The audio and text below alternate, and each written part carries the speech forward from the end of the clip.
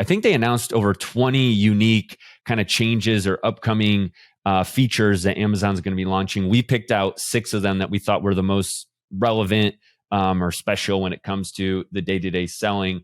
And the first one has been talked about really all this year in 2022, but it is the buy with Prime feature. And I think they gave some more details on the future of what they see happening with this.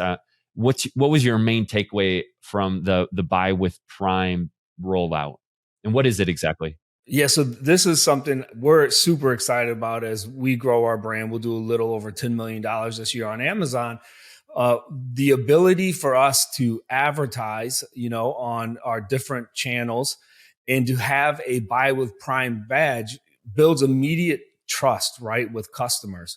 And so, they can see right away that when they click on that ad, they go to our website and there's a buy with Prime badge, that customer knows, because the trust that Amazon has built, what we just talked about earlier in the podcast, that they can now, hit that add to cart and the product is going to show up in 2 to 3 days, right? So for us, and here's the key part to that. For us, now we get the customer information because they're on our website, which is the thing that Amazon, is still very jealous of, and they have a right to be. They really own all the customer information. But by allowing, that buy with Prime badge on our website, we can capture their customer information. And I think we're going to see a huge bump on our ads when we start adding that buy with Prime badge.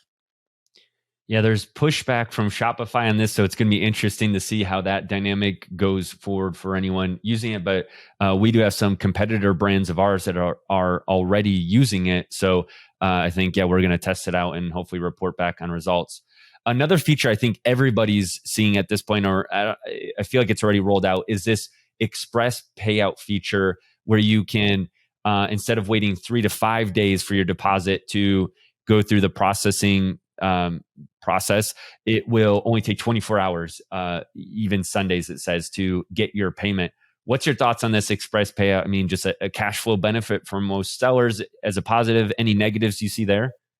Yeah, no, that's something that sellers who started selling after they switched it around 2012, have always wanted, can I get, right now we're on 2-week payouts, and then there's also a reserve that's held.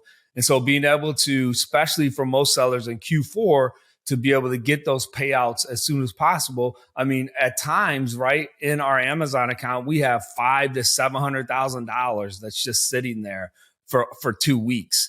And so, when you factor that in, the amount of weeks, over years, over 5 years, that's actually a lot of interest, that Amazon is kind of earning. But again, this is a step forward. Amazon is saying, hey, look, we've listened to the sellers that we have.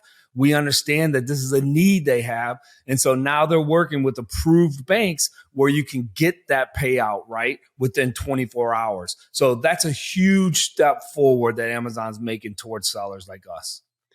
So if you do have daily payouts, it kind of really supercharges it, because even with daily payouts, you have to wait like the normal 3 to 5 day time frame from when you request it to it hits your account. But now daily payouts, you could literally every day from the time you request it, get it within 24 hours. So yeah, that'll be really easy on the cash flow for anyone that's trying to flip credit cards or something with arbitrage just super, super quickly.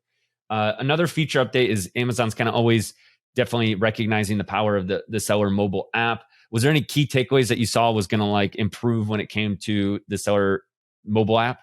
Yeah, so this is something especially geared toward newer sellers. A lot of folks, they're logging on their computer. They don't understand all the features of the seller mobile app. They are amping that up and trying to make the seller app more relevant, which is good.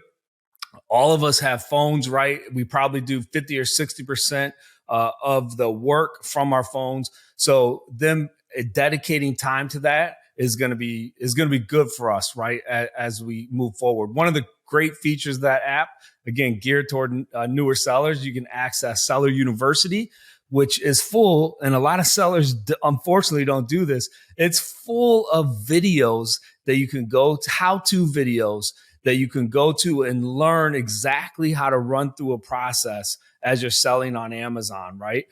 It also lets you do what if scenarios for products to estimate fees, the cost, the net profit margin, based on size, shipping, and other variables. So you and I both know that when we're looking at potential products, before we make that buy, we need to have all that information and all that data to help us understand how much net profit we're going to have at the end of the day. And now you can do that all through the seller mobile app.